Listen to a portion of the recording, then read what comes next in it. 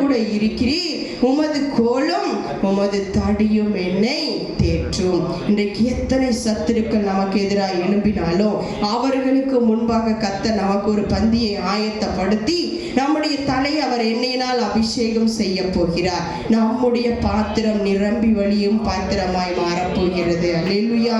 இதுவரைக்கும் குறைவுகள், இதுவரைக்கும் தடைகள், இதுவரைக்கும் பிரச்சனைகள், ஆனால் கர்த்தர் நம்முடைய மேய்ப்பராய் இருந்து நம்மை நடத்தும் போது நம்முடைய பாத்திரம் நிரம்பி வழிய போகிறது. அல்லேலூயா.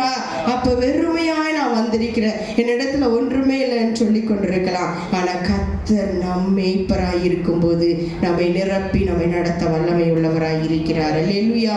என் ஜீவனுள்ள நாளெல்லாம் நன்மையும் கிருபையும் என்னை தொடரும். எப்பொழுதுமே நன்மையும் கிருபையும் நம்மை தொடரும். நாம் அவரை தேடுகிற பிள்ளைகளாய் இருக்கும்போது, அவர் நம்மை நடத்துகிற தேவனாய் இருக்கும்போது நமக்கு ஒரு நன்மையும் குறைவுபடாது. அல்லேலூயா.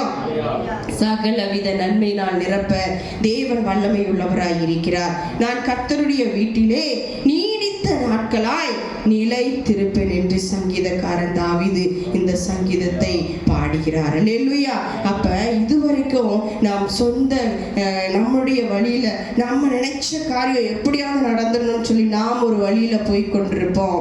ஆனா ஆண்டவருடைய சித்தத்தை அறியாத பிள்ளைகளா நாம் வாழ்ந்து கொண்டதுனால அநேக இழப்புகளை, தோல்விகளை நாம் சந்தித்திருக்கிறோம். ஆனால் இன்றைக்கு நல்ல எபினேசராய் இருந்து என்னை நீங்க நடத்துங்கப்பா, உம்முடைய கரத்துல என் வாழ்க்கையை ஒப்பு கொடுத்துட்டேன், நீங்க என் மேய்ப்பரா இருக்கீங்கப்பா, என்ன நீங்க அற்புதமாய் நடத்த போறீங்க.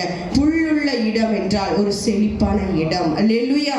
பசுமையான ஒரு புல்வெளி பார்த்தீங்கன்னா, ஒரு ஆடு மாடெல்லாம் பார்த்தீங்கன்னா எங்க பசுமையா இருக்கோ அந்த இடத்தை தேடி தான் ஓடும். ஏனென்றால் அந்த இடத்துல தான் அதற்கு ஏற்ற உணவு ஆகாரம் இருக்கிறது என்று சொல்லி அது ஓடி போய் அதை எப்படியாவது நாம் அடைய வேண்டும் என்று சொல்லி தீர்மானம் எடுத்து ஓடி என்ன செய்யும், பசுமையான இடத்தை தேடி ஓடுவது போல கர்த்தர் இன்றைக்கு பசுமை என்றால் ஒரு பிளஸிங், நிறைவான ஆசீர்வாதம். அல்லேலூயா.